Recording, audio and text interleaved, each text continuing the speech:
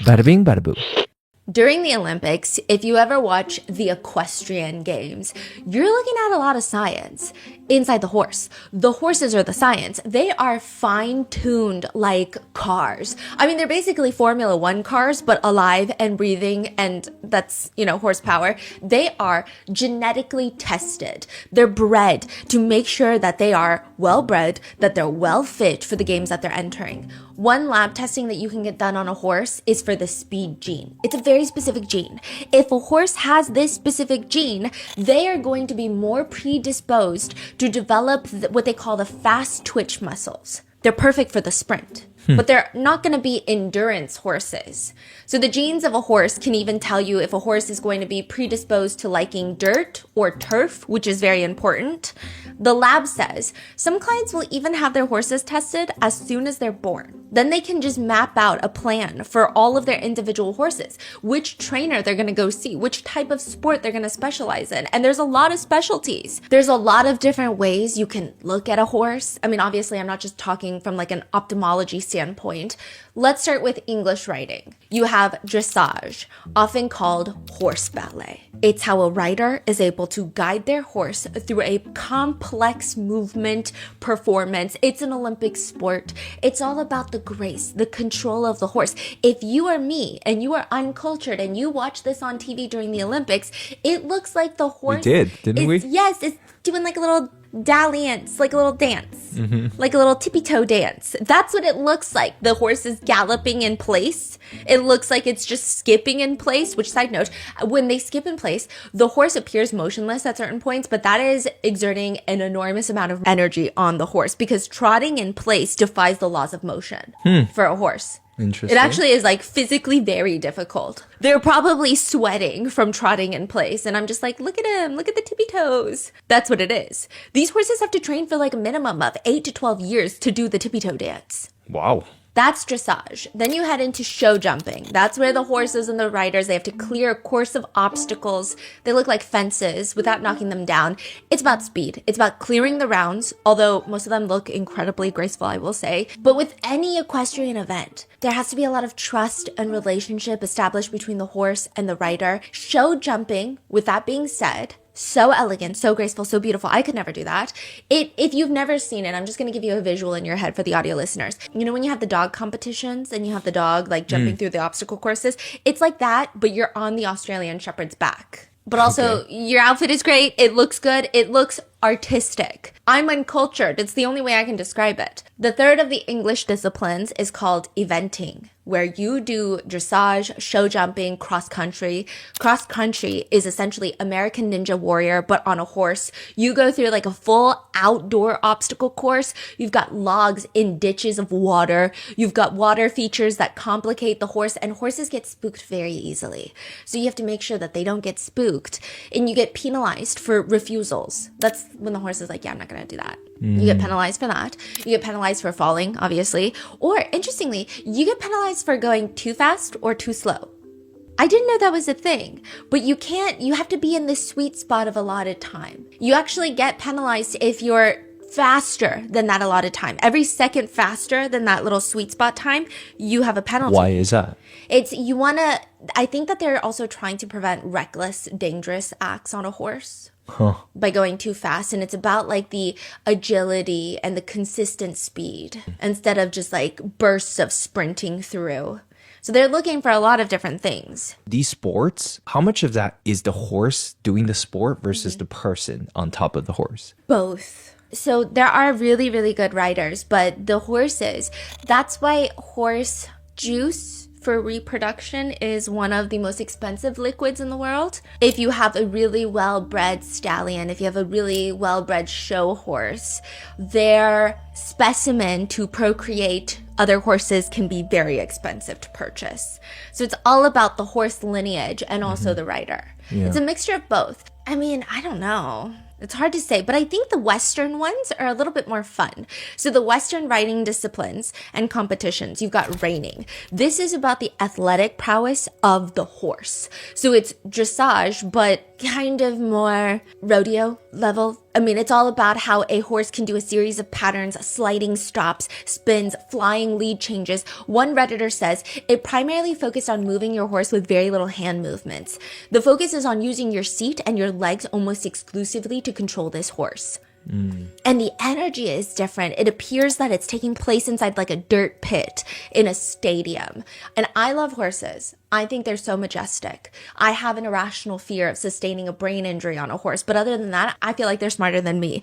However, when you watch this for the first time, all I can compare it to is like when your dog has the zoomies and they're zooming and they're like skidding to a stop and you're on top of the horse. That's what a lot of the Western competitions look like. And I'm sure it takes a lot of skill. And then you have, interestingly, I mean, you also have like the equestrian events that are more focused on the rider, about how the rider is able to control their horse. Then you have like the show horse events where it's really just about the horse itself and their breeding and their stance and all of that, as well as horse show performances. Cavalia. It's like Cirque du Soleil meets horses. Acrobats on a horse. I mean, these are just a few shows in sports that horses are the center of. And of course, sports like polo. I can't forget polo before everyone gets mad at me. This is a field that's 3 football fields long. Everyone is on a horse. These horses are like 1,000 pounds, even though they're called polo ponies. They're not ponies, they're massive horses. And the riders have to use these little mallets to hit and aim at this tiny white ball. Each polo pony is going like 30 miles per hour. All their tails have to be wrapped so that nobody's equipment or their tails don't get tangled with each other, causing injuries. It's a very dangerous sport. Most elite polo players have at least 10 polo ponies for one match. They swap through the ponies in one match because a few minutes of polo ponying, the pony is tired. And they have to fly these horses in from all over the parts of the world when they have a polo match. But here's an interesting detail. Sometimes the polo ponies are all the same. Not the same breed, not the same look, but genetic carbon copies, genetic clones of each other. What do you mean? They started cloning ponies. Lab made. Lab made. From some of the best polo ponies, they cloned them. That's crazy. There's one top player, and he's from Argentina, I believe, and he has 6 of the same exact pony, genetically speaking. They are clones. He has 6 clones. There's a lot of drama there. I mean, some people believe eventually polo is going to be a game of who can clone horses the best rather than who can play polo the best. Other people think it's becoming even more expensive to learn the sport of polo. There's a lot of drama, even who has the rights over each clone. There's so much drama there. There's a lot of scandals. It's a very complicated story where players are now saving genetic samples of their horse's skin in cryogenic storage chambers. The horse world is crazy. Yeah. It seems like each division of equestrian sports, the horse world, they've got their own fair share of scandals. And for Valitar, this is a horse show in California, they have a lot of scandals. The owners of the horse show Valitar are this wealthy couple. They're pretty conventionally attractive as well. It's kind of important later, but they're the Remleys. The Remleys look like your standard rich couple from San Diego. Mark Remley, the husband, he's a bit older. He looks very fit, but in a nerdy way. I don't know how to describe it. He looks fit in the way that Jeff Bezos looks fit. Like, you remember Jeff Bezos as a bald nerd, and then now he's like jacked and bald, but you can just tell it just doesn't sit normally with him. Like, he just doesn't move like he's always been fit his whole life. Like genetically modified. Exactly. Like, it just doesn't feel like, it just feels like a little weird. I don't know if that's the best look on him. Mark Remley looks fit the way Jeff Bezos looks fit. And then you have the wife, Tatiana Remley. And Tatiana, she's blonde. She's got a Sports Illustrated model cover body. And she's also the star of the Valitar horse show. She's an equestrian. She's a writer. They've invested over $20 million into the show. And they lose every single penny of it. I mean, the list of Valitar scandals goes on, but it includes horses get abandoned with nothing to eat, performers quit over massive creative differences over Tatiana. Later, the owners are known to be swingers at a club that a lot of celebrities attend. And this is not necessarily a scandal, but that was more of an interesting side quest. And former staffers will come out to say more or less, Tatiana doesn't even know how to ride a horse. their horse show, what exactly do they do? Like which branch of the It's like division? Cavalia. They are acrobats on horses. Cirque du Soleil meets horses. So it's like performance. Yes. Not like a competition. No. I see. And Tatiana doesn't even know how to ride a horse well. And you're supposed to be doing a handstand on a horse that's galloping around the atrium. But the biggest scandal to come out of Valitar has to be the decapitated horse head on the Remleys' marital bed. It's not real though, thank God, okay? I mean, it happened, but it's not a real horse head. It's a decapitated horse head from one of their very expensive horse statues that they have in their front lawn of their $5.5 million house in Del Mar, California. This is near San Diego. And it's clearly not a mistake. It's not like one of their housekeepers accidentally knocked over the statue while sweeping, and in a moment of panic, they placed the decapitated horse statue head on the couple's bed, changed their government name, ran off to a new state to start a new business. That is not the case here. This is a targeted message. This is a threat. And by the end of it, one of the Remleys, one of the founders of the Valitar Horse Show, will be dead.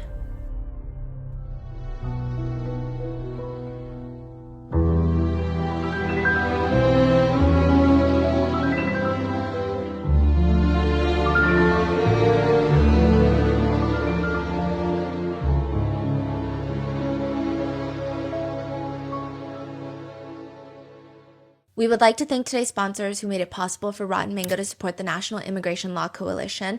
NILC is one of the leading advocacy organizations in the U.S. dedicated to advancing and defending the rights and opportunities of immigrants and their loved ones. This episode's partnerships have also made it possible to support Rotten Mango's growing team, and we'd also like to thank you guys for your continued support. As always, full show notes are available at rottenmangopodcast.com. A few disclaimers: there are mentions of potential CA, religious trauma, though very brief, and additionally, mental health and self-exit conversations. So please take care of yourself, and if this becomes too much, take a break, and we will see you in the next one. With that being said, let's get started. When it comes to the ultimate fantasy, the saying is, no two are the same, right? That doesn't apply. Everyone has similar fantasies and interests, apparently. You like watching your partner have intimate relations with somebody else in front of you? Yeah, so did Diddy, okay? Get in line for the chair. There's lots of people. Now, the usage of ropes, there's a whole community built on the art of tying rope on somebody. However, even if you have this super niche, specialized interest where you think there's nobody else that has the same fantasy as I do, they are ready, such as watching Lady Antoinette do the bounce on a champagne bottle. A historical figure from France do the bounce on a champagne bottle. If you have thought about that extensively at night and it keeps you up, you are not entirely alone. And there is someone here to make it happen for you. The Sanctum Club. This is the place where nothing legal is off the table. There are lots of places where you can go and watch your partner have intimate relations with someone else right in front of your face, but none of them are like the Sanctum Club. That's what all the Sanctum members will tell you. Sanctum Club is an elite sex club in Beverly Hills that has been called half pagan sex cult, half entertainment mogul after party sex club. Wait, say that one more time. Half what? Yeah, some people think it's like a pagan sex cult. It's like not super religious. Oh. Or it's a half entertainment mogul after party sex club. So where all the Hollywood directors go after the Oscars and they watch everybody do the bounce. Okay, that's like, which one is it? We don't know. It's is it still operating? It is still operating with new owners. Okay. Yeah. Okay. Actually, one of the members bought out the club. And they operate it. I did go on, I fell down a rabbit hole on Reddit. Some people say it's past its prime time. So there's lots of debates of which club. And I think they do a lot of more parties and events in New York. And then I went down the whole rabbit hole and they said, the best parties in New York are the ones that you need an invite to that nobody really knows the club name. Anyway. Okay, it's up to you to decide which is a more fitting description for a sanctum. You usually don't even know who's going to be in attendance beforehand. You have to give up your phone at the door. You have to sign an ironclad NDA before going in. The only reason that we even know about this club is, well, for how secretive they are, they've got a whole season of a reality show online readily available to watch. And we're going to get more into that later because Tatiana and Mark Remley are on the show. Okay. That plus a few writers and a few column writers, journalists were allowed inside and were able to describe the party without mentioning any specific guest. Each party is different. Each crowd of attendees is different. But for each party, you have a group of devotees. These are the performers that work for Sanctum. That's what they're called. They are the erotic theater performers. They're the show. Depending on the theme, their performance will differ. Sometimes it consists of them dressing up as bunnies and standing as still as possible as human furniture that you can grow. Other times, after a private dinner party, these devotees will climb on top of the dinner table and carry on with consumption of things that are not food. What? They're all eating each other, okay? They're all doing nasty to each other on the dinner table after the dinner party. I do think the health department might take issue with that, but it's not a restaurant establishment, it's a private party, so I guess perhaps it gets a pass. Sometimes the performance will include one of the devotees dressed up as Lady Antoinette, a historical figure, sitting on top of a coffee table doing ungodly, unspeakable things to a champagne bottle that hasn't been popped yet. And the only thing I can think of is that seems really dangerous. Yeah. Because at least you should empty it, right? Yeah, that's crazy. But the most important part about Sanctum Club... That's actually really alarming. Yeah, I know. And it was on the Whoa. reality show. Oh. Oh, yeah. What is on the reality show? The performances on the reality show? Lots of stuff was on the reality show. Okay. Wow. Yeah, lots of stuff. So, but the most important part about Sanctum Club is that your biggest fears, they tell you, the biggest fears that you have about an intimate club is not going to come true. What is the biggest fear? If you go on Reddit and you look up biggest fear about going to a sex club, an intimate club, everyone is going to be unhygienic and ugly. That's people's biggest fears. What if I go and I'm the hottest one in the room and I'm not even that hot? That's what people say on Reddit, okay? People attending the clubs are scared to go see, God forbid, ugly people. That's terrifying for them. Then the next fear is that everyone at the better clubs, right? Sometimes you go to an elite club and you're like, okay, well, surely the pool's gonna be better here. And then you go and you find really ugly, old, rich dudes and really hot young girls, and that's it. So there's lots of fears. With Sanctum Club, they say this doesn't happen because even the old, ugly, rich guys, they get vetted, and you can't be too old and you can't be too ugly. You can never be too rich though. With Sanctum Club, those that have attended say, you don't have to worry. I mean, first of all, the women outweigh the men in numbers most of the time, and they're all wearing like expensive bras that cost over $1,000 for one bra. High heels, everybody's fit, everybody's attractive, everybody's wearing a mask. It looks like Cirque du Soleil meets a Victoria's Secret fashion show. People refer to it as, quote, the most glamorous sex party I've ever been to. It's like the movies Eyes Wide Shut with Tom Cruise and Nicole Kidman. Is it? Yeah. This is all legal? Yeah. Oh, interesting. Okay. Apparently, a lot of the devotees are not hired. Like, they're not paid for performing. Oh. So wait. I think there's, like, legal loopholes. Oh, so, okay. I see. Yeah. So what is everyone doing there? Each other. Yeah. Oh. So you pay to get in. You pay to be a member. First of all, you need to buy membership. And that ranges from $30,000 a year to could be $100,000. And then you pay to get into each party. That's crazy. And then once you get in, I'm sure that there are concessions like free drinks and free food, but that's not really what people are there for. They're there to do other things. Yeah. What? Yeah. Okay. But I think the prices have changed. I think those were the prices at its height. If I'm not mistaken, on Reddit recently, they had a couple go in for like $1,000 for the couple. It's insane. Yes, it's insane. But they were not paying a whole salary a year to be a member. Okay. Yeah. Former partygoers would argue. Damon, the original founder of Sanctum, he was so selective about who he let into the doors. It wasn't some cheap sex party where everybody brings a date and you automatically swap. There's a very big difference between a sex party and a Sanctum party. The founder, Damon, states, I have no desire for a swingers party here, but I do want to open dialogue about how we can come out of our fear of sexuality. So in order to enter, you must send a message on Facebook to Sanctum. At least that's how it started. Eventually they get so big, they have their own like curated submissions page. It's just very tedious to get an invite. There's no guarantee. To even pay to be a guest at one of the parties, you have to submit photos of yourself. You have to appear presentable. You have to answer questions such as, what turns you on the most? Now link all of your social media handles so we can vet you. You're supposed to be honest, but you can't help but feel like there's a right answer for every question. Like, what do you mean is the hottest thing I've done? I feel like what do you mean? Now I feel like I'm answering an SAT test. You will be likely given an address to pick up your tickets. It's a lingerie shop in Hollywood. You walk in, you tell them what you're here for. The staff walk to the back and they come out with your invite on a silver platter. You have now wasted approximately 2 business days of energy to get this invite, but maybe it's worth it. And it's all on purpose. Damon, the founder, says, it's the opposite of what most club owners want. I absolutely did not want 500 people outside clamoring to get in. I love the puzzle of getting there. But it's deeper than that. It's more meaningful. It's our most basic human desires, but beautiful.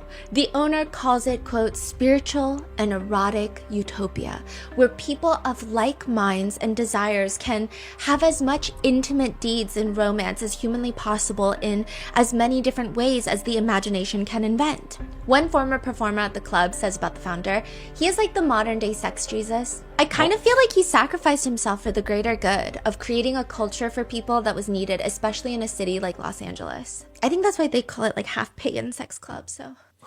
Esquire states about one party's guest list. Among those confirmed are a man who owns multiple hotels in New York City, a billionaire from Moscow, several wealthy couples who have been married for more than 20 years, the producer of a number of well-known television shows, an actress with a reputable IMDb page, the 21-year-old son of a movie producer, international models, and a couple opening a big new store near Rodeo Drive. According to Business Insider, they state that the alleged celebrity guests at events include Gwyneth Paltrow and, the founder of Goop. Yeah, and... They just name dropped? Yeah, but they said allegedly, and Business Insider said it, and they have a lot more money, so go sue them first, right? So... What? Even the devotees are handpicked with strict guidelines.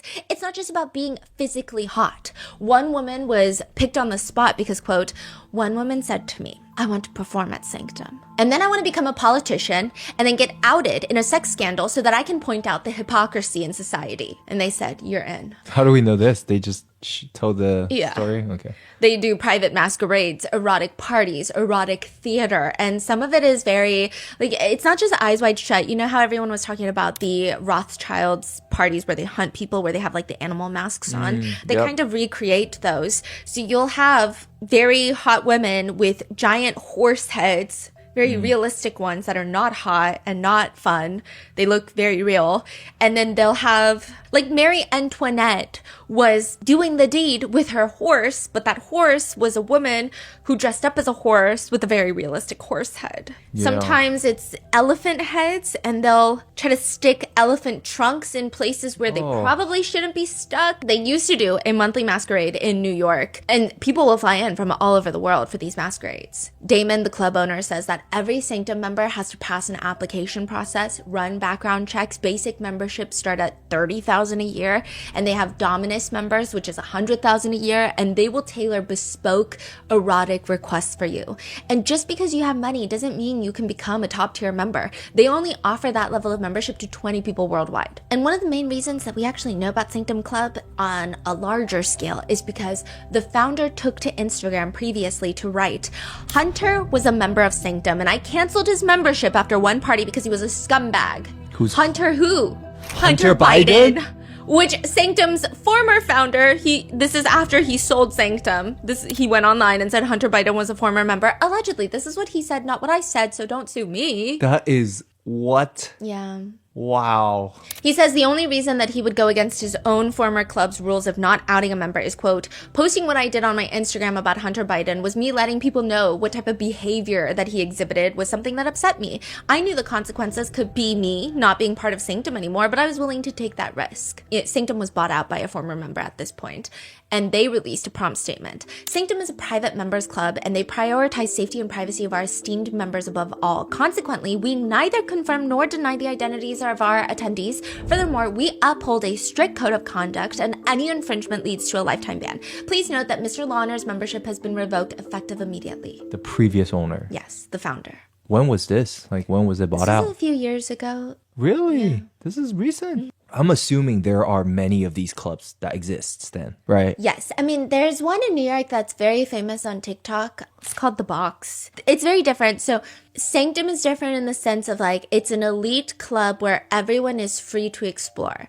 The Box is like a bar business club in New York. But I believe there's a few in Europe that a lot of Americans like to try to get into. But I think the way that they're described is they're a bit like raunchier. They're a little bit more on don't ask me why I fell into this rabbit hole, but there's so many different variations of clubs. So some of the clubs, they're more on that raunchy shock value sex factor. This is where it's just all about shock. People say it's not even hot. It's just shocking because you'll just see someone have bodily fluids empty into a bucket and they're just like swinging it around in the club. It's sometimes unhygienic, just shocking, just what the is happening.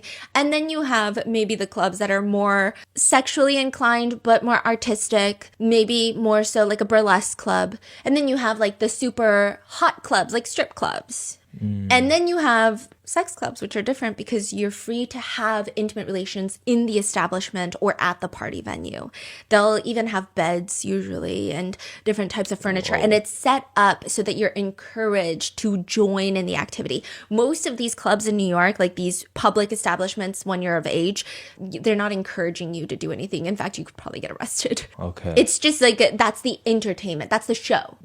I see. But Sanctum, there's a show and there's an interactive element. Okay. And then there are clubs where there are no shows. Lots in Vegas where there's tons of rooms with tons of mattresses and beds that I think you should probably like do a blue light or a black light, whatever, black light on.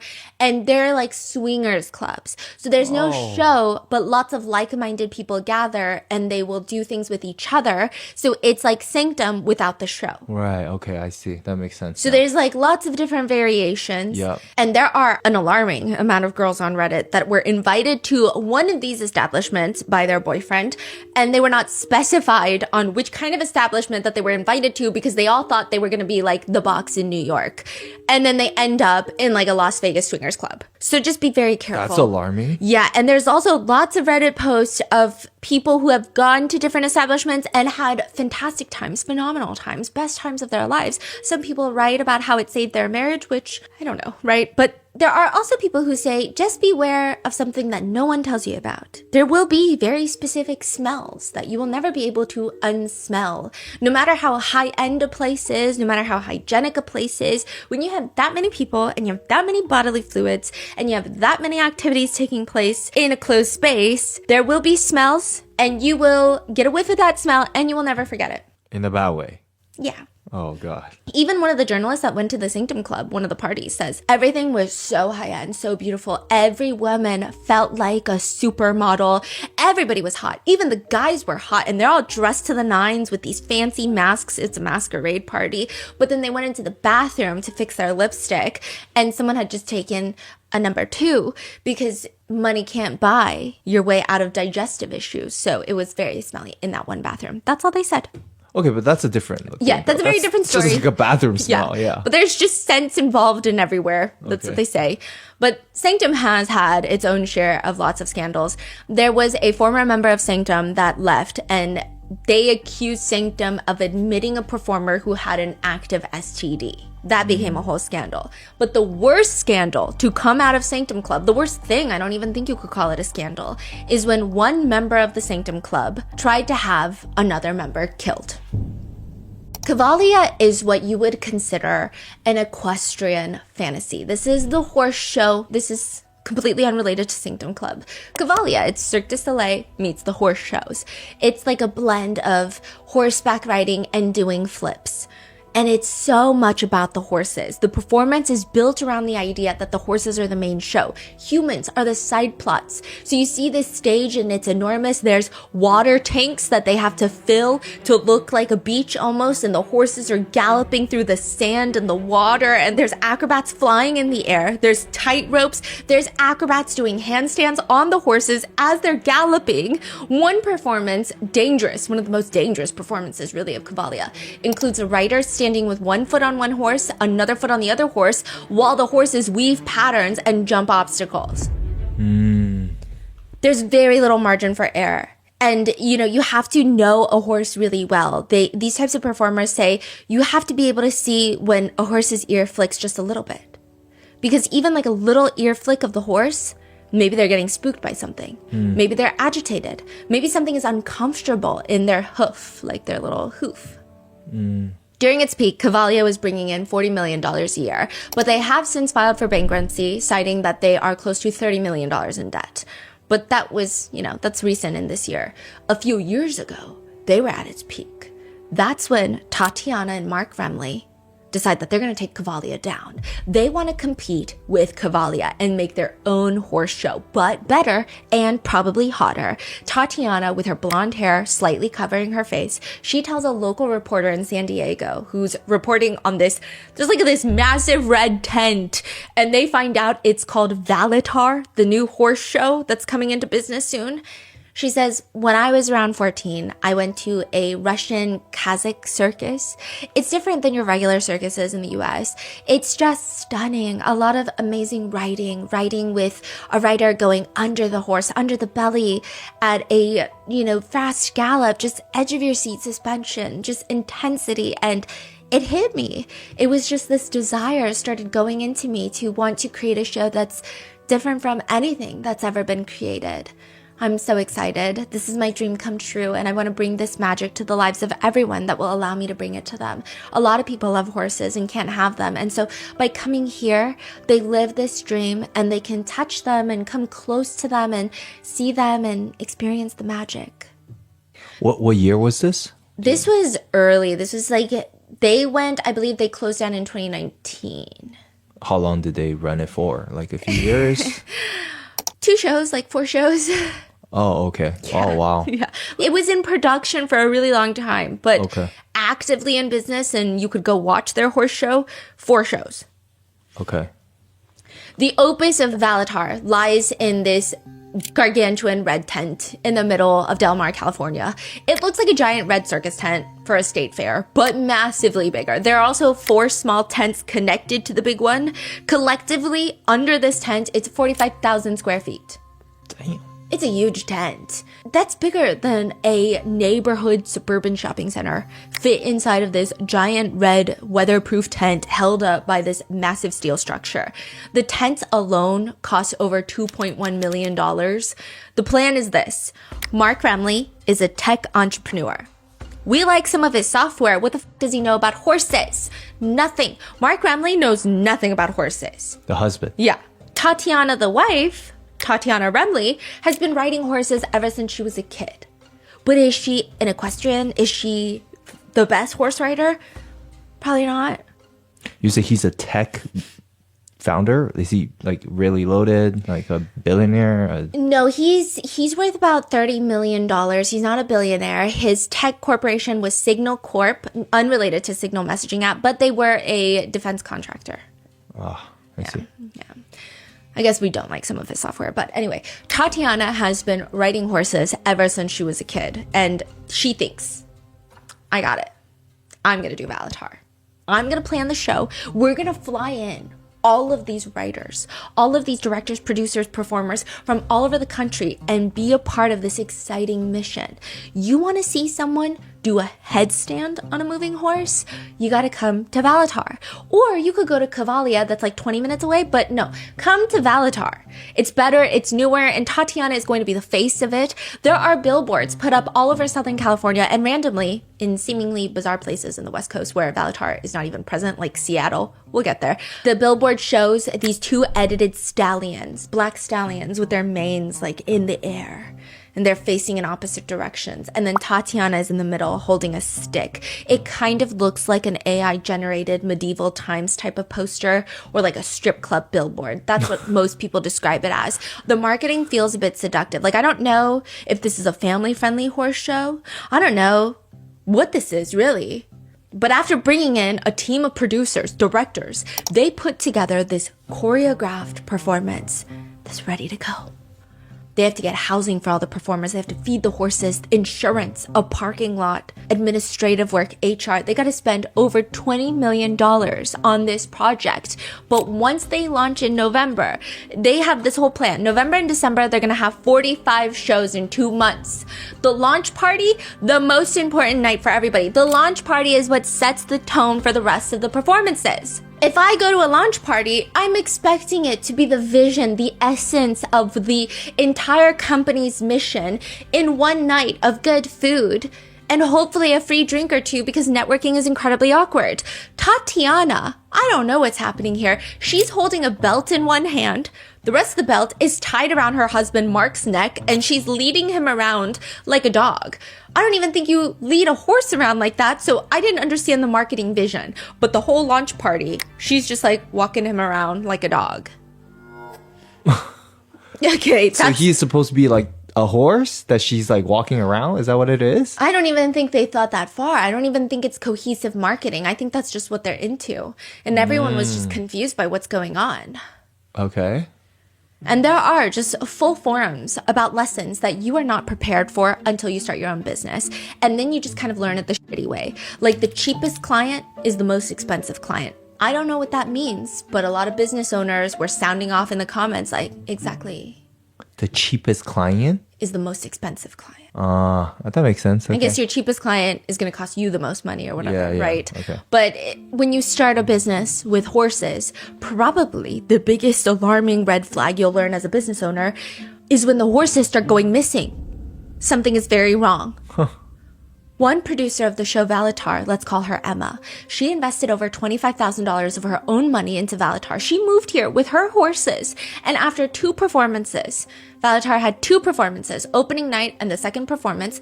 There's just a lot that could have been done better.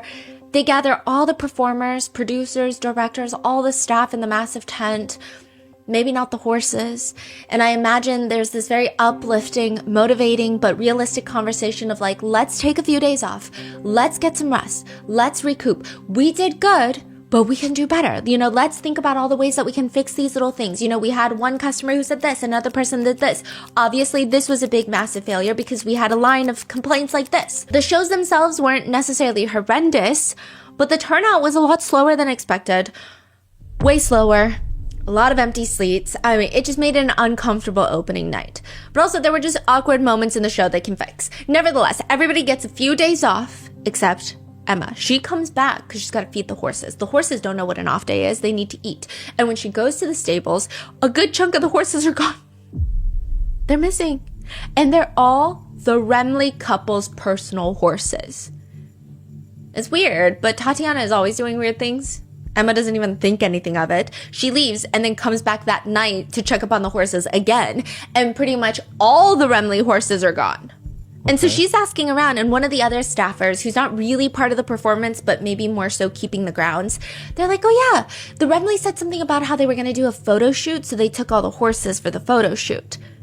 Emma checks in the back. They didn't just take the horses. They took their harnesses, their tacks. The cabinets were filled with medicine for the horses. All gone. Emma starts freaking out. She tries calling the Remleys to figure out what's going on, if they know that their horses are missing. And when she gets a response, it's very cold, as if they didn't just spend the past few months of their lives completely intertwined trying to plan this entirely new horse show. She gets a response. The show is being canceled due to poor ticket sales. This is after $20 million invested? Yes. That is bizarre. That's just it. The Remleys don't come back. They take their horses. They leave everybody else's horses, the giant red circus tent. They just leave 26 horses, 21 performers, 5 kids, 1 dog, and 1 cat completely stranded. Nobody was paid. Nobody has money to transport themselves, let alone a horse, safely back to their home. Wow. Nobody even has money to feed the horses because that was supposed to be included. Everyone, for a lack of better words, they were just left to starve. Dang. So what the hell went wrong? A competitive horse rider who was brought in to help direct the show says, yeah, well, the Remleys had no idea what they were doing about anything. Which is pretty accurate. Cavalia, the experienced horse show, just 23 miles away. Why would anyone go to Valitar? But even though they have no clue what they're doing, the director says, it quickly became the Mark and Tatiana show. Except neither of them are horse people, and neither of them are show people. So what are we doing? They have no clue what they're doing, and that is going to lead them to leave a huge group of people and the rest of the San Diego community who now has to pick up, and they're all volunteering to try and feed the horses and get everybody back home because Del Mar, California is a pretty tight-knit community. They are angry at the Remleys, and they want the Remleys to pay their dues, which ultimately ends with a decapitated horse statue head ending up in the Remley family bed. And when they have that many enemies, it's really hard to say who's after Mark and Tatiana. Everybody is left high and dry at the Valitar horse show. The horses are left, the performers are left. That's not even figurative. This is like real. The horses are left to starve. One of the biggest problems with the show that a lot of people say in hindsight is that Tatiana sucks at riding horses. And that's mean, right? She's fine. She's mediocre. But she has nowhere near the riding ability that seasoned professionals have. You cannot compare a weekend golfer to someone at the PGA. But Mark and Tatiana want her to be the star of the show, and everybody else has to accommodate her, even if that means they have to lower their skills to make sure that she shines the hardest. I mean, to give you a little bit more context on Tatiana's capabilities, she would often just go out there. So they had 2 shows. Her face is plastered all over the billboards. If I buy a ticket to Valitar, what am I expecting? When this blonde woman comes out on a horse, I'm expecting a somersault in the air, land on a horse, and then do a headstand, eat your lunch off your feet. Like, I'm expecting some sort of, holy cow, this is the most climactic part of this entire performance. This was worth all this money that I could have used for, I don't know, bills, but instead a horse show. Like, I'm getting something out of this, right? She would just come out on her horse and do a few figure eights. Not on the horse. Like, she's not doing figure eights on the horse. She's just riding the horse like a normal person, and the horse is doing figure eights. It's not like she's walking. Like, the horse is just trotting in a figure eight, and the whole thing is awkward because everybody in the crowd, the customers, they're sitting at the edge of their seat. They're holding their breath. The music is getting more climactic. They're expecting something insane, but then she just disappears. It's said by people who went to the first 2 performances, nobody even knew how to respond. So they were just all looking at the person that they came with, like, what? And clapping, like, what's happening? This caused so much tension that a lot of the seasoned professionals that would have performed to bring in the viewers, they all end up leaving. There are allegations that the couples they also just spent money that didn't make any sense. Some people said that they were willing to spend unreasonable amounts of money on billboard advertisements with Tatiana's face everywhere. They were willing to spend money on Tatiana's costumes, but then when a horse would get injured, they would cheapen out. So they're trying to do this thing for all the wrong reasons. Yes. Like, she want to be like a celebrity horse rider. Yeah. I don't even think she wants to be a celebrity horse rider. A mutual friend of theirs would later come out and say her goal in life was to be a housewife, but not the housewife you're thinking. One of the housewives of a major city on the Bravo TV network. Oh, Housewives of Orange County. Real Housewives. Yeah, the Real Housewives That's of Beverly crazy. Hills. That was her goal. Yeah. And she spent $20 million. Yeah. I feel like there's got to be a cheaper way. I feel like you could have paid, I don't know who is it still the Cohen guy? You could have paid, I feel like bribery could have been a good answer for that one. Yeah. Someone in the Bravo TV network, I think you could have bribed them for way less than $20 million. Yeah. No offense. That's crazy. Yeah. In another instance, this is very dumb, but apparently Tatiana just shows up one day with a new horse and just casually mentions, oh, I got a new horse. Okay, these are horse people. They know horses. And there really is no price, no value that you can put on a majestic horse's life. But you can, because that is a $30,000 horse. You can. That's a $30,000 horse. They ask her how much she paid for it. $70,000. Again, you can't put a price on life. You can't put a price on a horse, but that's a $30,000 horse. And she got scammed? Yes, she got scammed $40,000 more. A mutual friend who witnessed this later says the asking price for the horse at the time was $30,000. So she managed to spend $40,000 more than the asking price just because she decided she wanted that horse and someone saw a sucker written on her face, I guess. That was their quote, not mine. Wow. Yeah.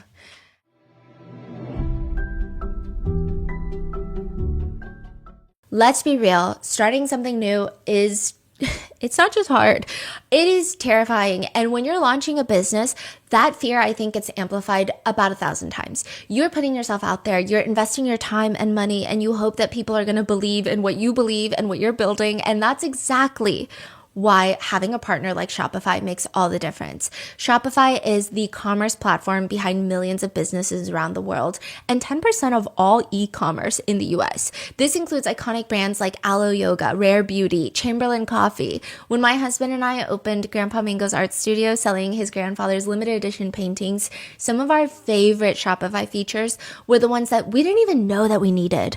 The marketing tools alone are incredible. You can create email campaigns, social media content that looks like you have an entire marketing team behind you, reaching your customers wherever they're scrolling through Instagram or browsing online.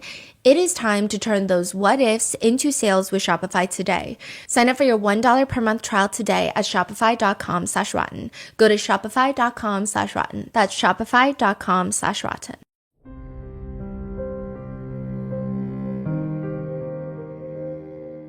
After the fall of Valitar, the Remleys come home one day, and one of the valuable horse statues in the house is left decapitated on their bed.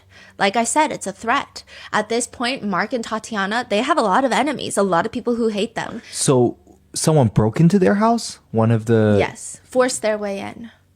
Forced their way in. And Tatiana claims she knows exactly who did this. She knows exactly who's behind it. It's none other than her own husband, Mark Remley. I think stereotypes are inherently really bad, but one could argue that Mark and Tatiana don't really care. They kind of fit it. Everyone around them knew it. Mark is rich, worth close to $30 million. Tatiana is very hot. I would say out of couples I've seen in Southern California, there isn't even a massive discrepancy in appearance between the two.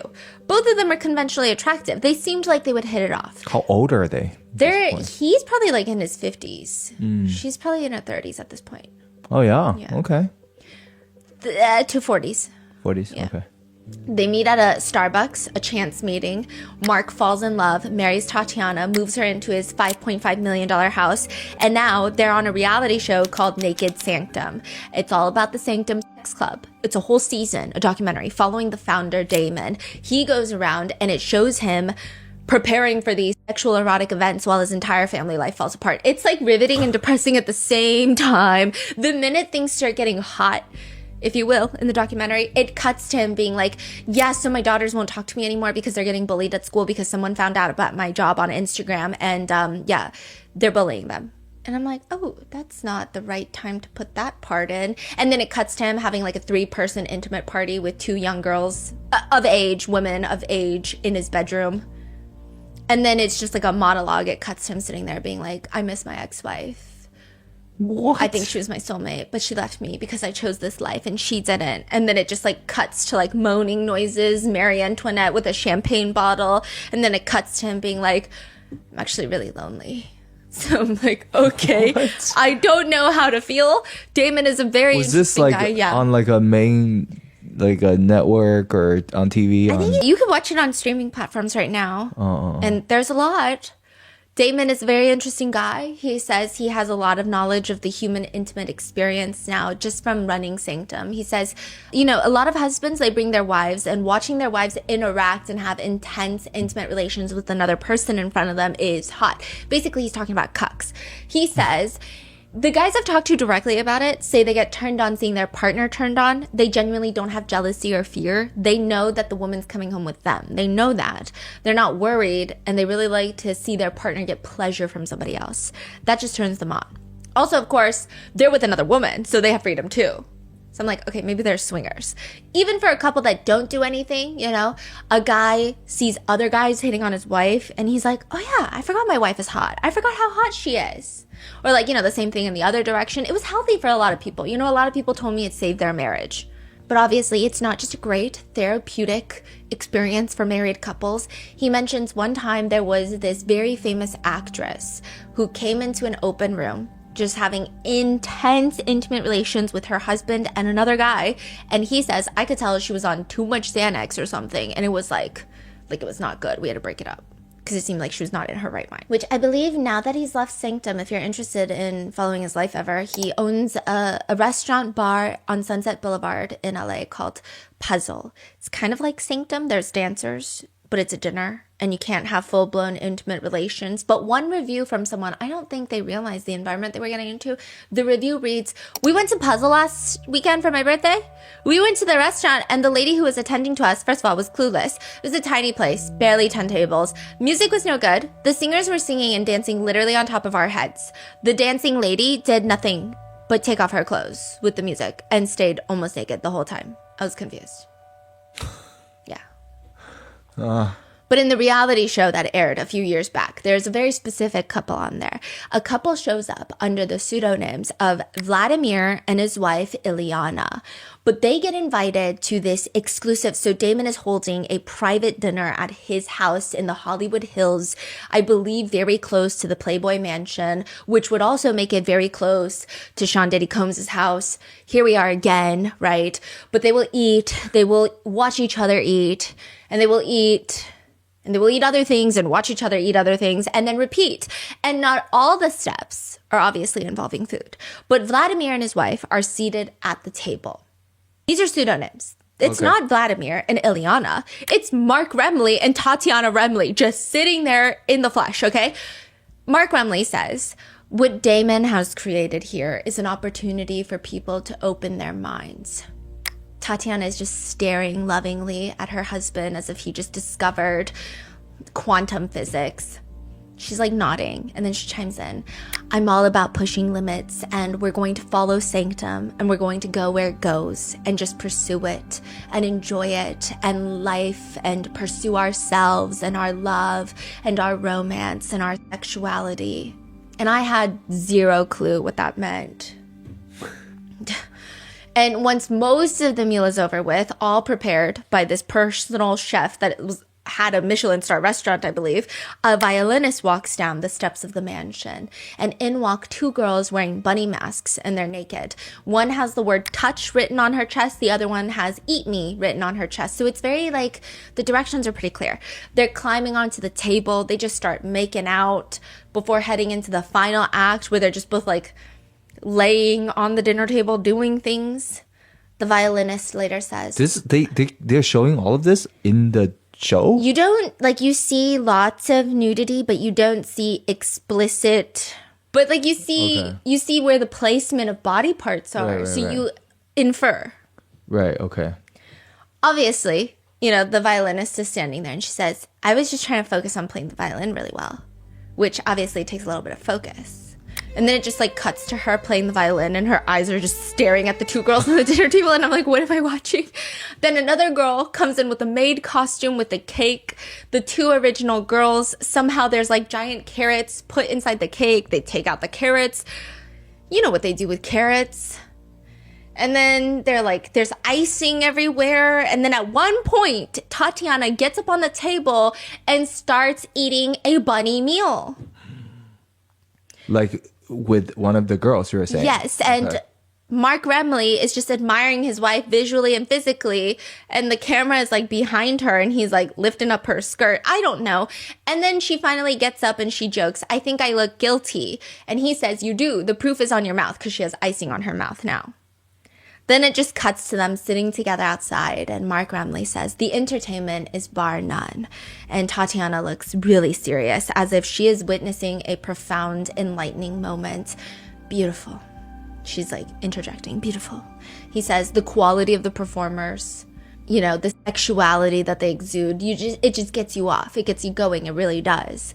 Tatiana says, "The bunnies were beautiful. They're sensuous. There's something enticing about their energy and it draws me to them.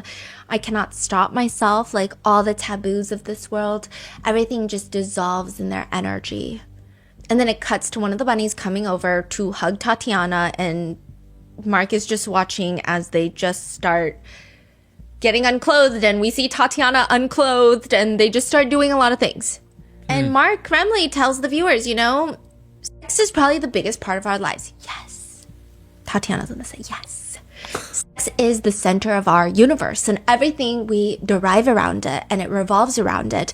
And in the beginning of our relationship, we weren't into this lifestyle. But as time grew on and our sexuality grew together, and Sanctum made it all that much more amazing. Mark continues, I'm kind of like an adrenaline junkie, actually. You know, I love to take risks and I love to live life on the edge. I'm drawn to things that push the limits. Tatiana looks at him, and we live life to the fullest every moment we can. I think people have a hard time in this environment, in this country, in this day and time, embracing their sexuality and embracing, you know, being all that you can be. I think they want to embrace it, but they're scared. It's magical. It's amazing. You feel incredible. You feel real. Mark and Tatiana, like I said, Vladimir and Ilyana are their pseudonyms. These are the owners of the failed Valitar horse show. Do you know if this is before or after, or just happening at the same time? Happening seems like at the same time. Okay. Yeah. And the founder of Sanctum is asked about the couple.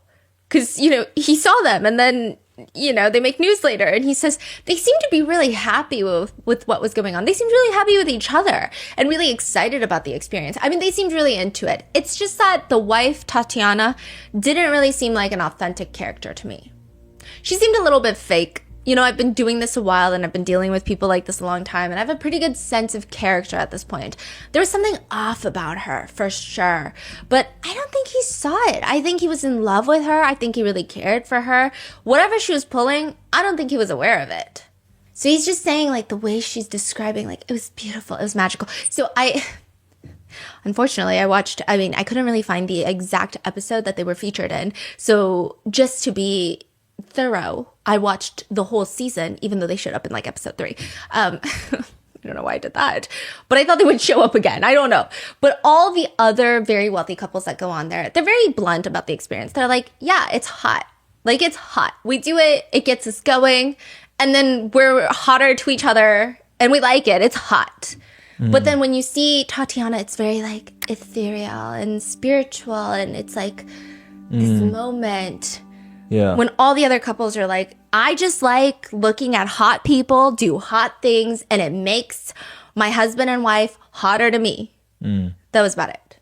So I think that's what he's insinuating. It just felt, and it did feel performative in the sense of like, you do meet some people who are very into like tantric experiences where they think and they genuinely feel it's like an awakening as they're doing certain things with their partner. And it's like this connection that transcends above all in this very physical moment. But that was not the vibe that she was giving. She's just performative, like doing a lot. Okay. Yeah. A former business partner of Mark's that also knew Tatiana says, I mean, at one point, Mark was just calling him nonstop. Like, he's explaining, he's just calling me nonstop. What does that mean? So he used to work with Mark. They had multiple failed business deals. They're not really besties anymore. There's no reason for them to be calling each other. They don't really have a friendship outside of that. But Mark keeps calling him and is like, come to San Diego. Let's hang out. And he's like, what are we going to do? Hang out? Like, are you trying to get me into another business venture that's going to fail? And he's like, no, let's just hang out. He's like, I don't know why you keep saying hang out. We're not really friends. He says, quote, eventually I got sick of dealing with Mark and I stopped returning his phone calls. A month later, maybe 2 months later, a mutual friend of ours was at my place and we were just talking about it. And I just brought it up, like this weird thing, like, why was Mark Remley bothering me? And he immediately knew the answer. And he just said, oh, Tatiana wants to sleep with you while he watches. Damn. So apparently they were trying to get me to come down there and have sex with Tatiana while Mark watched for whatever reason. We never did get the answer if he went or not. But here's a very odd detail on the show. They go as Vladimir and Ilyana, which seems like a random choice of pseudonyms for the show. And there is a speculation of a intense interest in Russian culture and Russian aesthetics. And no one really knows if Tatiana is even Russian, because we don't think Tatiana is her real name. We'll get to it. But it's not random. Tatiana has allegedly stated in the past that she was essayed by her brother. Now, the people she told about this, she told them that her brother's name was Vladimir. Huh. Okay. So why would you choose a pseudonym for your husband? That is, first of all, your brother. Even if he didn't assault you, that's a very odd choice. Right. Or like that's not even her brother's name, right? Yeah. So it's just all weird connection. weird. Yeah. Very off. And the mutual friend said, there's something wrong with her. It's a really weird thing to do. I mean, 100% I know that Mark didn't pick the name. That was her idea. Mark's not even that creative to come up with a pseudonym like that. So I'm sure she picked it. And why would she pick that name if that's who molested her brother? Even if he didn't molest her, just her brother's name? Really bizarre. Friends say their relationship was just getting toxic. They had a much healthier relationship in the beginning, aside from the colossal financial failure that was Valitar. At least they were both business oriented. They're always working on something. Is it the best thing in the world? No. Is it something that's going to run them into bankruptcy? Perhaps, but it's something. Eventually, their entire relationship just revolves around sleeping with different people. The Del Mar Fire Department get a phone call. A residential home is on fire. The entire house is up in flames, and it's a big one. It's $5.5 million of the house burning to the ground. Firefighters get to the scene, put out the fire before it can start spreading. But it's just weird. You can tell that this is not a normally occurring fire. This doesn't even seem like an accident. And yes, we are in Southern California, but this doesn't make sense. The bomb and arson unit of the Del Mar Fire Department start investigating the cause of the fire. And the first persons of interest are going to be whoever is at the scene of the crime. That makes sense. And they find 2 women. One of them, interestingly, has 3 guns with her and a ton of ammunition. I mean, technically, she does have every right to be there, though, kind of, because it's the house that she shares with Mark. What the hell is Tatiana Remley doing there with guns and ammunition when the house is burning down? Some people just have a lot more targets on their back than others. Some people could go the rest of their lives and no one wants to harm them. And then you have someone like Mark Remley, co-founder of Signal Corp, tech company that lives off of DoD, Department of Defense contracts. They operate, execute large-scale federal IT projects, primarily dealing with high-end government contracts. He was almost a VP there for 20 years, executive VP, chief information officer. The company had an annual sales at its peak surpassing $600 million from the government. I was going to make a smart remark, but I won't. Eventually, he retires. Mark Remley inherits close to $26 million. And that seems to be a mix from his work at Signal when he exits and from his parents' passing. So they're all wealthy. And that's when he meets Tatiana at Starbucks. And it's not the worst of the book tropes, but it does feel like something that only happens in a modern contemporary romance in the category of rom-com that doesn't take itself too seriously. That's the vibe it gives. They get married and suddenly Tatiana has a $218,000 engagement ring the first year that they're married, because now Tatiana has to fit into this higher upper class life. He buys her $200,000 worth of clothes. Dang. Yeah. $200,000? Yeah. Worth of clothes? Worth of clothes. Okay. And I saw the clothes. Okay. It's just designer on designer on it's designer. Just not a lot of clothes, though, for clothes. Really? Yeah, I think it was a lot of lingerie for $200,000. And she moves into the $5.5 million house. They have multiple properties all over San Diego, Hawaii, California. And by the way, that's not a weird remark. I think if you want to, you can wear whatever you want to wear. I was just saying, $200,000 is an unthinkable amount to spend on clothing. Yeah. I'm expecting a house full of clothes. You get the house and the clothes. And they're living this life. She even posts on Facebook in Hawaii, making lunch in the kitchen. And you just see this massive rainbow across the island. But there are some things that even money cannot buy. Some things that you can't even pay someone to make you forget. Like your ex. Because 1,300 miles away from Valitar, the horse show, near Seattle, Washington, on a giant billboard taking up the eyeball real estate of a boring highway where there's really nothing to look at except for the exit signs and maybe a Chick-fil-A sign, maybe an In-N-Out sign. There's just a giant billboard of Tatiana, her blonde hair, next to her 2 beautiful horses. Valitar doesn't really have active plans to do shows in Seattle. They barely have shows in California. But the billboard is there because that is the road that Ken Wilcott, a very wealthy man, Ken is a real estate developer in Seattle, part owner of the NBA Sonics. He's worth close to $40 million. He lives in Seattle and he takes this highway every damn day to get to work. And he has to see his goddamn ex-wife blown up on the side of the road. He might be one of the few people that know a lot about Tatiana, and he's got to look at her every single day. That's fucking crazy. Yeah. So she only did that on that one specific billboard in that city for her ex-husband to look at. Yeah. Is it to rub it on his face or okay? Yeah, they had a very contentious divorce, and he seems like he is the only one that might know a lot about Tatiana. I mean, there's not a lot about her out there. There's so much of her out there, but really not a lot about her out there. That is crazy. Yeah. This is like one of the craziest things. Her name is probably not even Tatiana. It's speculated that she was born Tanya. Uh-huh. Tatiana's parents seem to have like a Russian fixation.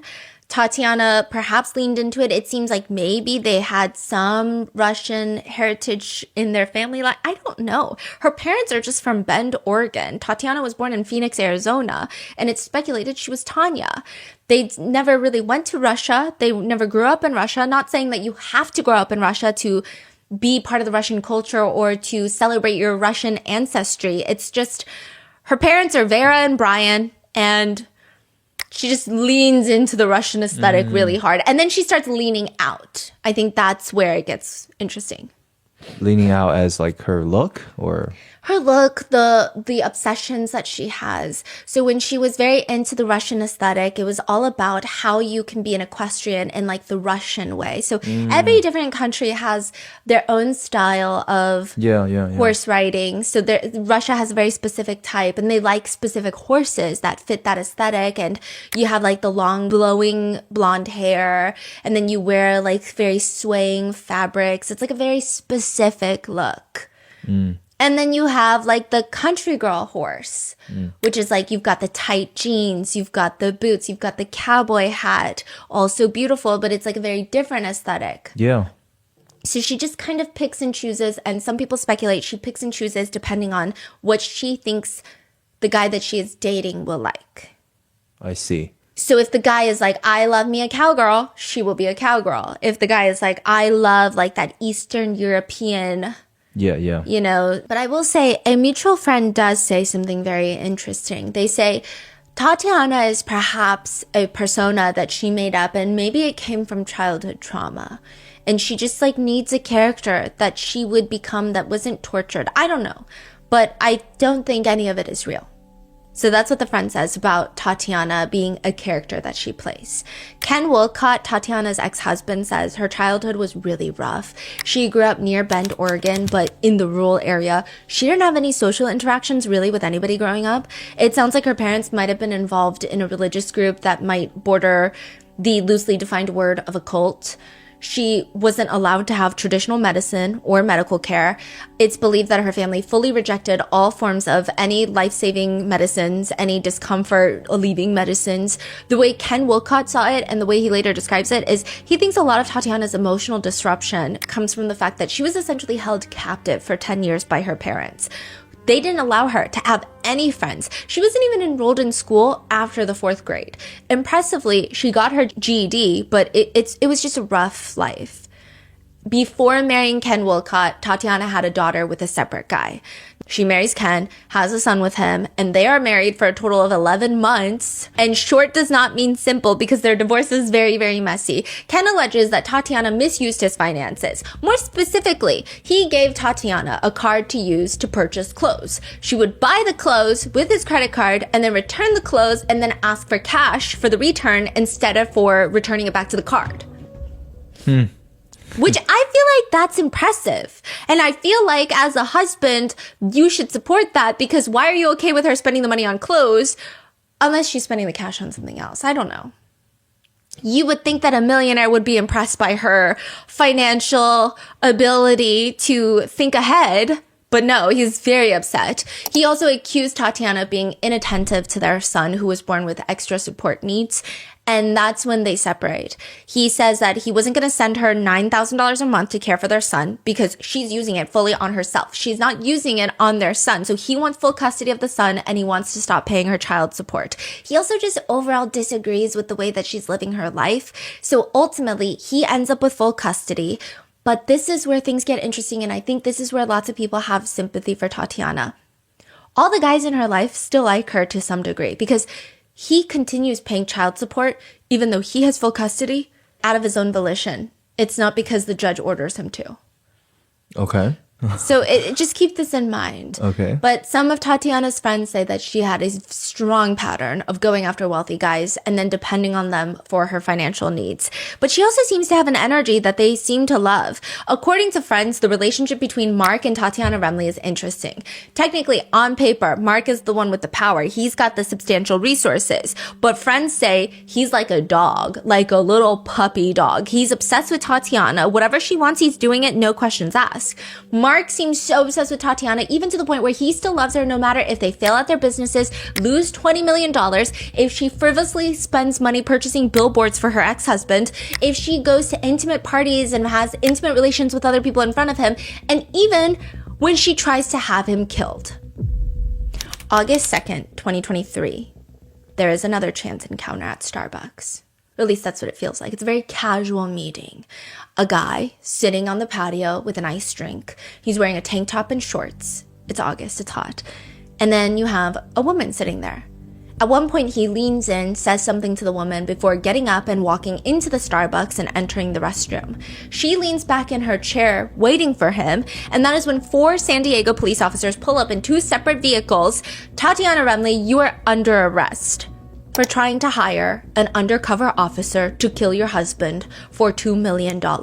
What? 2 million? That's the highest we've ever heard, right? Yeah, and it's not $2 million that she has. I mean, perhaps the worst part of all of this is that she would be using Mark Remley's money to kill Mark Remley, to get the rest of Mark Remley's money. Do you know how she did it? Is it just like Googling and... No, you're gonna... Well, I don't want to say that, but you're gonna laugh. She reached out. I mean, they're all like swingers. They're reaching out. They're doing things with each other. She reaches out to a mutual friend of them and is like, hey, can you kill my husband? He's like, let me think about it. It's crazy. Call San Diego Police Department. Oh my God. It always happens like this too. Yeah. They're just like calling friends and calling someone so randomly. I don't know who in their life knows anyone that would have any experience with a hitman. Yeah. Okay, so the mutual friend just called the cops. Called the cops and was like, I don't know what to do. Calls Mark and is like, hey, Mark, you better watch out. Oh. So then the cops are like, we know what to do. Tell her you know somebody who can do it. Undercover cop. They meet at a Starbucks. Something about Starbucks. Did they record the body cams? No. Oh. Yeah. And so he goes into the restroom. She gets arrested. So, and you said the friend called Mark as well. Yeah. So Mark knew? Yeah, and Mark actually dates her after she gets out of prison. Oh. So. Okay. Yeah. Huh. Wow. Yeah.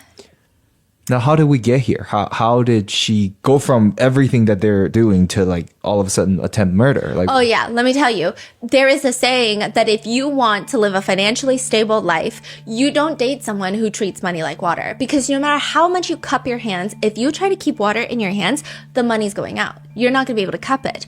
Obviously, this is not towards people who have reasonable bills to pay, and the cost of living is drastically higher than the wages that are being offered in the job market. This is for people that whenever they get extra disposable cash, they buy the most ridiculous thing that they don't even need. And it's not even just them spoiling themselves to feel good about this impending recession and doom and depression. It's like, why did you buy the 12th air fryer of the year? Like, you don't need 12 air fryers.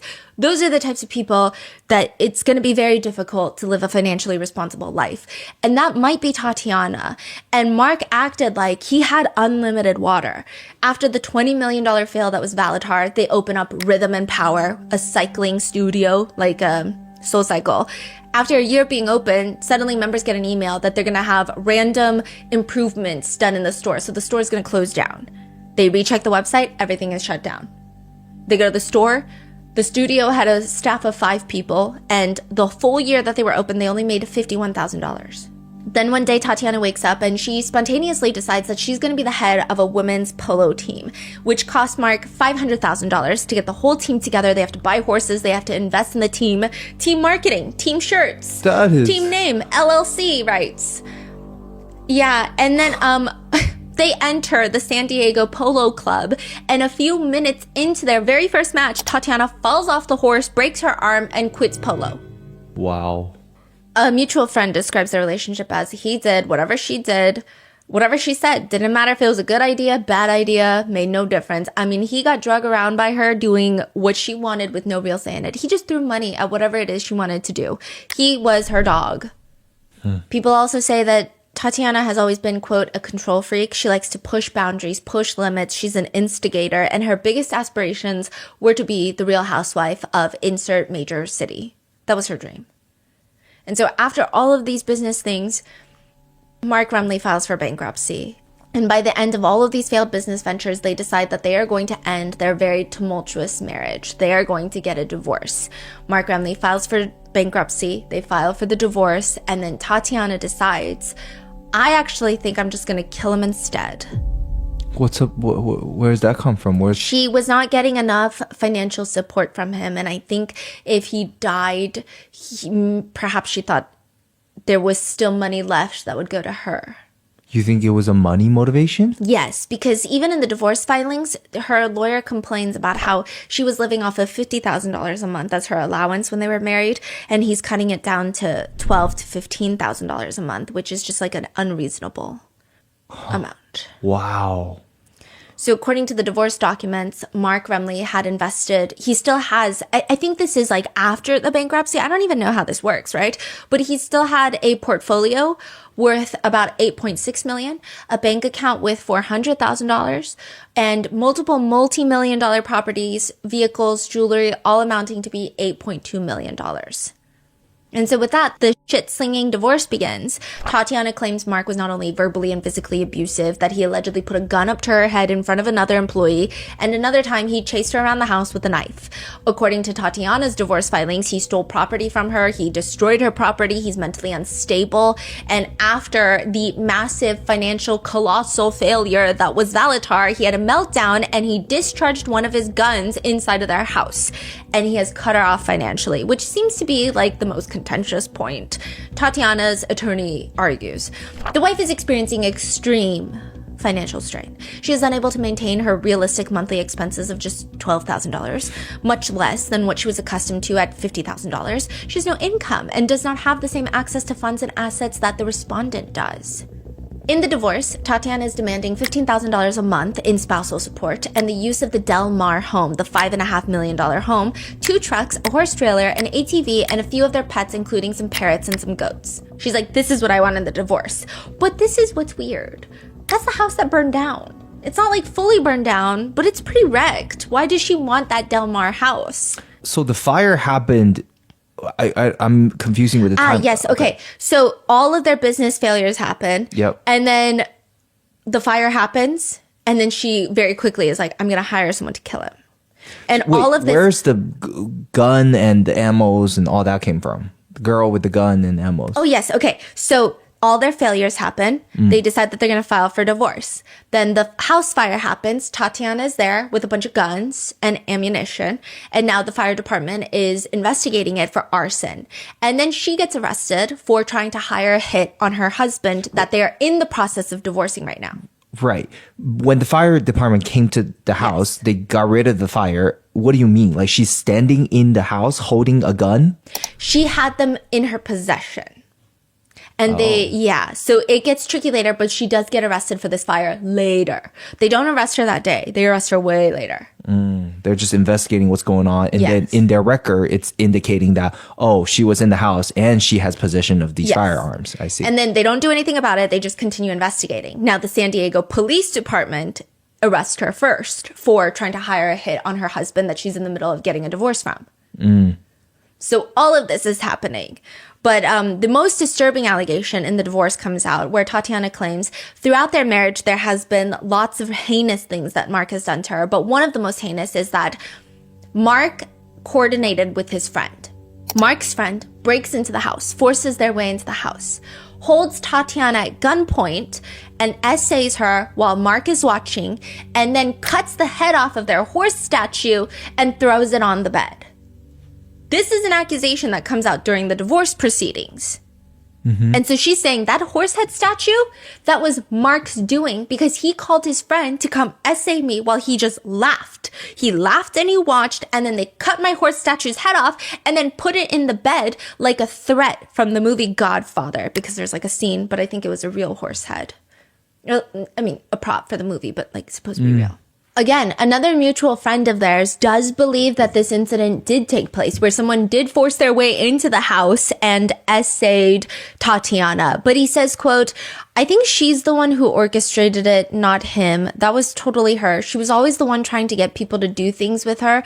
That was her thing. Mark, I can't imagine Mark. I'd be surprised if he has that many friends, but I can't really imagine Mark actually orchestrating that on his own. This friend is saying this is something that she orchestrated as like a role play type of thing? Yeah. I don't know if that's accurate. See, that's why a lot of people have mixed feelings about Tatiana. And even if you take Mark out of the picture, is this somebody who is just very traumatized and is behaving very recklessly, but she is victim and perpetrator? Or some people are also like, yeah, but you probably wouldn't say that to a guy who tries to kill his wife. So it's just very complicated, but he believes that Tatiana is the one that orchestrated all of this, and she was always the one wanting to go to these clubs, wanting to do these types of things, wanting to get intimate with other people. That seems to be the assumption and what the mutual friends are saying. Mark has also claimed to a local news outlet that he believes that Tatiana was the one to burn their house down, and maybe that's not even the only time that she allegedly took measures to harm Mark. There were reports that the day before Tatiana was arrested, Mark had no idea that she was... I guess he knew, he had a heads up that she might try to kill him, but he didn't know what was happening because he ends up running to his neighbor's house, banging on the door, screaming that he's having a seizure. Neighbors said Mark looked horrendous. I mean, this guy is 57. He looked 77. That's how bad he looked. Neighbor calls the police. Mark is taken to the hospital. When was this? This is the day before she's arrested at that Starbucks. So some people think that she tried to poison him before and then she got arrested the next day. I don't know. That's all speculation, but this is just something happened the day before the arrest. Before we go there, Yes. about the fire, you're saying the fire, people think she tried to kill him with the fire. Yeah. So it wasn't for insurance or No. anything else. Yeah. What? And then she, in the divorce, wants to like stay in that house. And so people thought that was weird. So maybe there's some sort of evidence of arson that she thinks if she's in the house, she's allowed to be on the property, only she's allowed there, she could dispose of or get rid of or control the investigation in some way. Was the belief. And then the day before she's arrested, he's like running down the street screaming, I'm having a seizure, and he just looks so rough. That could be unrelated or it could be completely related. And then the next day, she gets arrested. December 18th, 2025. So this is after all of this.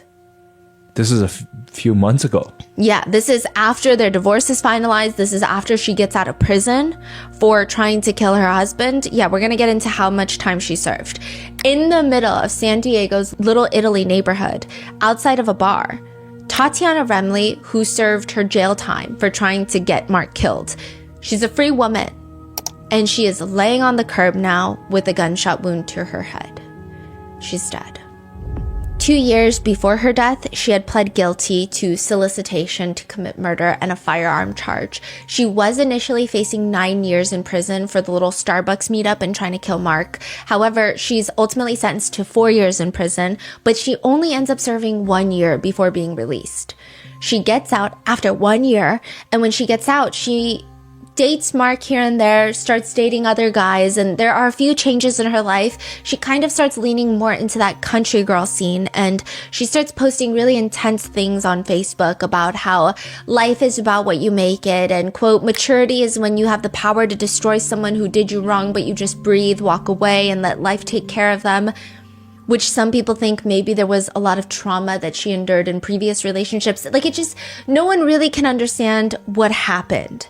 Like, it's hard to pinpoint directly if she is a victim turned perpetrator or if she's just a straight perpetrator all the way through. So she switches from like the more Russian-centered equestrian aesthetic to country girl, horses, bikes, trailers, snakes, like that kind of vibe. She posts quotes like, everybody wants to be a country girl until the hay wagon rolls up and it's time to start stacking. And a lot of netizens are just confused at the time, like, how did she only get 1 year for arranging to kill her husband? And they all commented, California judges are insane, which I would have to agree with that sentiment, because court documents state that Tatiana was very thorough about how she wanted Mark to be decapitated, how she wanted his body to be disposed of, how she had all this cash saved up. I mean, she had a substantial amount of cash that they found on her, which was probably Mark's cash. How much? They just said substantial amount. And she had 3 loaded firearms that were not registered to her name. And maybe she received leniency for how dumb she was in her plot to kill her. And no one knows why she just served a year. Nobody knows. Huh. But after her release, she did see Mark on and off again until December of 2018. Well, actually, September of 2025, she gets arrested once more. This time for arson, for that Del Mar fire in their $5.5 million house. She's actually awaiting trial. She pled not guilty. So she gets arrested in September of 2025. December of 2025, she's out in Little Italy. She FaceTimes Mark, her ex-husband, in the bathroom of a bar. And she's complaining about the guy that she's with. And he's like, well, if you're really uncomfortable, I can call 911 for you. And she's like, no, I got it. Like, it's under control. It's going to be fine. She walks out of the bar and she takes out the gun from her purse, fires it once outside in the air, and then the second shot, she passes away. What? Yes, it's a very public. So it was like it's in front of a store? It's just like in the middle of Little Italy. There were a few witnesses who saw and witnessed the whole thing. And usually when people do things like that in public, it's like a last cry for help. It's almost like a lot of psychologists have said, it's like, do you see how much pain I'm in? And I will say that she was high risk for this type of incident, considering she was facing substantial social, legal, financial repercussions in life. But I don't know. I think it's really hard to say. I think people have very strange mixed feelings for Tatiana. I think given the fact that Mark dated her after she got out of prison, her ex-husband Ken Woolcott continued to pay child support even when she didn't have the child for at least an extended period of time out of his own free will. It seems like maybe people close to Tatiana saw something that we probably don't see. Maybe she did have a very unstable childhood and they could see her instability seeping through, but ultimately they thought she was a good person. I don't know. I don't know. Wow. Yeah, but she died 10 days after her 44th birthday. But some other people think maybe there's actually something worse happening, because there is an unanswered question in all of this. Tatiana's friend, Cheryl, mysteriously died around the time their house caught on fire. And there have been rumors in their circle that Tatiana could be involved. Tatiana claimed that her ex-husband, Mark, was trying to falsely implicate her in her friend Cheryl's suspected murder. But she was due back in court for the arson charge March 3rd of 2026. But she is What happened to Cheryl? No one knows. I try to look into it. There's not much written about her. There's like barely, yeah. Wow. And now the question is, I guess, who killed Cheryl? Was Tatiana a victim and a perpetrator, or just a perpetrator, or does it even really matter? And what happened? Did Mark make any statements after this? No, people think he's in Hawaii. His friend says that's where Mark goes when he runs away. To his house in Hawaii. Yeah. Wow. And ex-husband, nothing? No. Wow. What are your thoughts? This was a very bizarre case. Oh, wow. I mean, I feel like there are just so much more behind closed doors. Even like what we see from the outside is insane. Yeah. Right? Their lifestyle already insane. So you can only imagine what's more that's not disclosed.